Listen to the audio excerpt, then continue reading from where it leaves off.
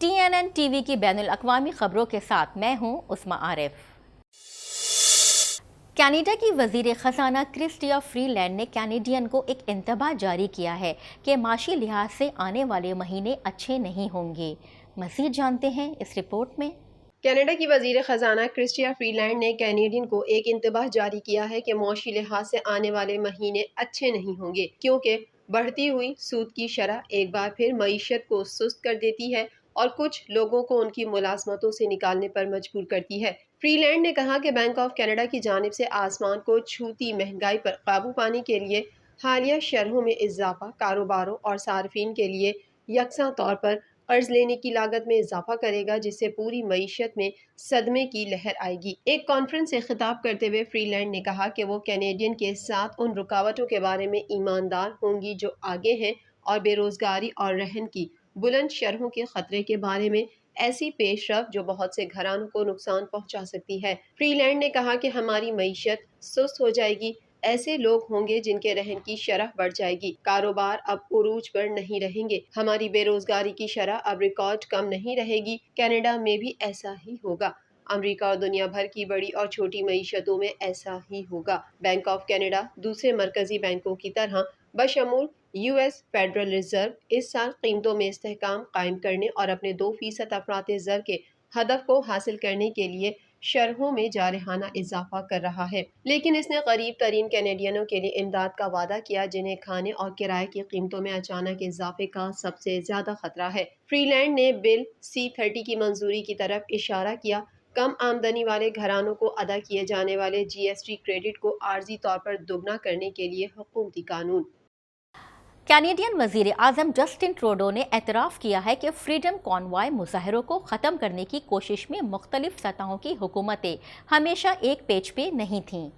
Canadian وزیر اعظم Justin Trudeau نے اعتراف کیا ہے کہ گزشتہ موسم سرما میں آٹوا اور متعدد بارڈر کراسنگ میں بڑے پیمانے پر ہونے والے مظاہروں کو ختم کرنے کی کوشش میں مختلف سطحوں کی حکومتیں ہمیشہ ایک ہی صفحے پر نہیں تھیں، لیکن ان کا کہنا ہے کہ اہم بات یہ ہے کہ آخرکار شہر، صوبے اور وفاقی حکومت کے درمیان اتحاد ہوا، جس میں فروری کے وسط میں وفاقی ایمرجنسی ایکٹ نافذ کرنے کا فیصلہ بھی شامل ہے تاکہ ہفتوں سے جاری اس عمل کو ختم کیا جا سکے۔ ٹروڈو نے کہا کہ قافلے کے سامنے آنے کے دوران یقیناً ایسے لمحات تھے جب حکومتیں اتنی مضبوطی سے کام نہیں کر رہی تھیں جتنا انہیں ہونا چاہیے تھا، لیکن اہم بات یہ ہے کہ ہم سب ایک ساتھ کھڑے ہوئے اور اونٹیرین اور کینیڈین کو پہلے رکھا اور ہم نے صورتحال کو حل کیا۔ ان کے تبصرے فیڈرل ایمرجنسی ایکٹ کے استعمال کے بارے میں عوامی انکوائری کے ایک دن بعد سامنے آئے ہیں، جس سے یہ معلوم ہوتا ہے کہ قافلے میں تقریباً 10 دن گزرے تھے۔ ٹروڈو نے یہ نہیں سوچا تھا کہ اونٹیریو کے پریمیئر ڈگ فورڈ اس کو ختم کرنے میں مدد کے لیے حاضر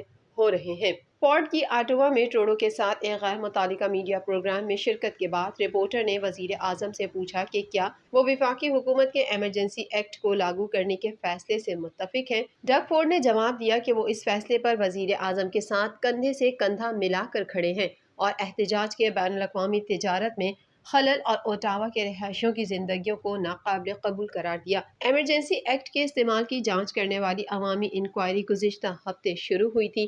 یہ اس بارے میں ایک رپورٹ پیش کرے گا کہ آیا حکومت کو ویکسین مخالف مینڈیٹ کے مظاہروں کو روکنے کے لیے پہلے کبھی استعمال نہ کیے گئے قانون کو متحرک کرنے کا جواز تھا، جس نے فروری میں اوٹاوا کے شہر کے مرکز کو اپنی گرفت میں لے لیا تھا اور کچھ سرحدی گزرگاہوں تک پھیل گیا تھا۔ RCMP جنوری میں امریکہ کینیڈا سرحد پر ایک ہندوستانی خاندان کی موت کے سلسلے میں ایک سزا یافتہ دھوکے باز اور مبینہ انسانی اسمگلر سے متعلق تفتیش کر رہا ہے۔ مزید جانتے ہیں اس رپورٹ میں۔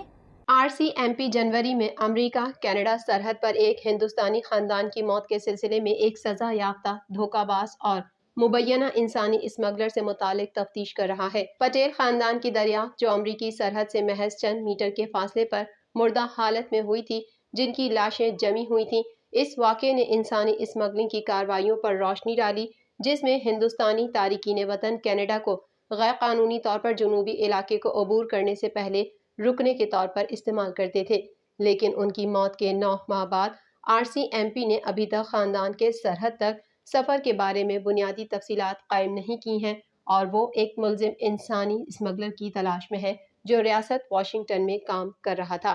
امریکہ میں غیر قانونی طور پر مقیم 48 سالہ ہندوستانی شہری راجندر پال سنگھ کو اس سے قبل بینک فراڈ اور جعلی دستاویزات بنانے کا مجرم قرار دیا گیا تھا۔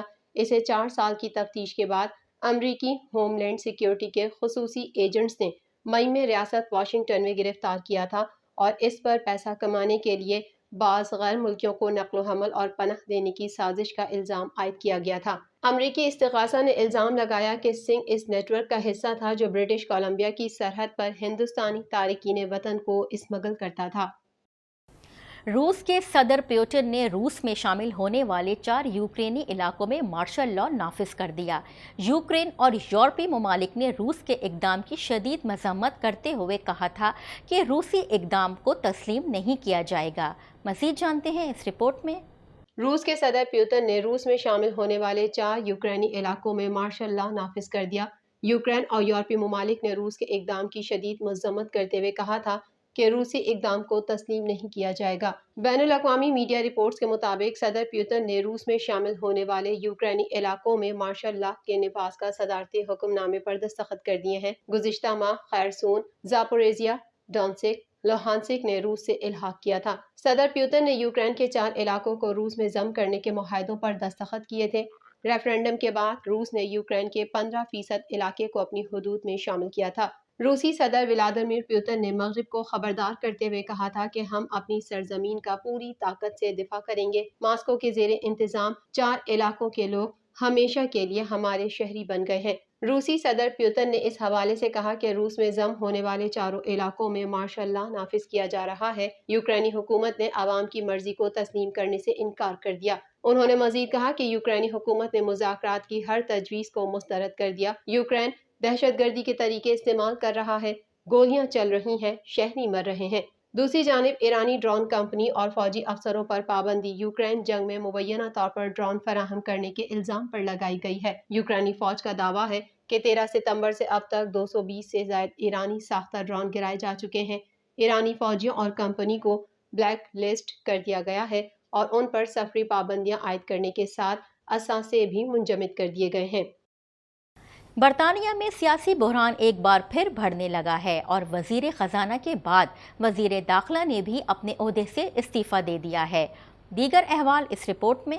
برطانیہ میں سیاسی بحران ایک بار پھر بڑھنے لگا اور وزیر خزانہ کے بعد وزیر داخلہ نے بھی اپنے عہدے سے استعفیٰ دے دیا ہے۔ برطانوی کنزرویٹو پارٹی کی اکثریت چاہتی ہے کہ وزیر اعظم لیز ٹرس اب مستعفی ہو جائیں۔ برطانوی میڈیا کے مطابق نامنتخب وزیر اعظم اپنی کارکردگی سے جماعت کو متاثر نہیں کر سکیں۔ رپورٹ کے مطابق 63% ارکان پارلیمنٹ بورس جانسن کے دوبارہ وزیر اعظم بننے کے حق میں ہے۔ برطانوی میڈیا کے مطابق وزیر داخلہ سویلا براورمن نے 6 ہفتے قبل ہی وزیر داخلہ کا عہدہ سنبھالا تھا، تاہم امیگریشن معاملے اور ان کے اور وزیر اعظم کے لیز ٹرس کے خیالات میں اختلاف رائے پایا جاتا ہے۔ برطانوی وزیر اعظم لیز ٹرس نے سویلا براورمن کی جگہ گرانٹ شاپس کو نیا وزیر داخلہ مقرر کیا ہے۔ واضح ہے کہ گزشتہ دنوں برطانوی وزیر اعظم لیز ٹرس نے غلط معاشی فیصلوں پر برطانوی عوام سے معافی مانگی تھی۔ اس موقع پر انہوں نے اپنے مخالفین کو واضح پیغام دیتے ہوئے کہا تھا کہ ان کی رخصتی چاہنے والے اراکین کو بتا دوں کہ میں کہیں نہیں جا رہی۔ رپورٹ کے مطابق 1.5 ماہ قبل وزیر اعظم بننے والے لیز ٹرس کو مشکل معاشی صورتحال کا سامنا ہے، جبکہ دوسری جانب اپنی ہی پارٹی کنزرویٹو کے ارکان بھی ان کو نکالنے کی تیاری کیے بیٹھے ہیں۔ TNN ٹی وی کے نیوز بلیٹن سے فی الحال اتنا ہی۔ مزید خبروں اور اپ ڈیٹس کے لیے دیکھتے رہیے TNN ٹی وی۔